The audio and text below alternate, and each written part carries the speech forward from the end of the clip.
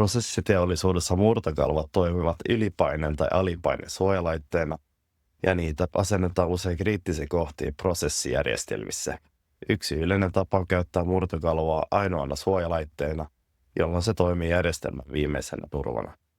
Murtokalvoja voidaan myös asentaa varoventtiilin eteen tai taakse, joka suojaa varoventtiiliä epäpuhtauksilta tai korroosiolta.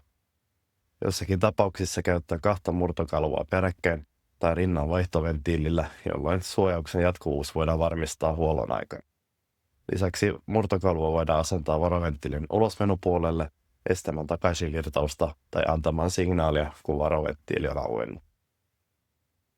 Monimutkaisimmassa järjestelmissä voidaan käyttää useita murtokalvoja sarjassa, jolloin eri suojauskohteet voidaan yhdistää yhteiseen purkukanavaan.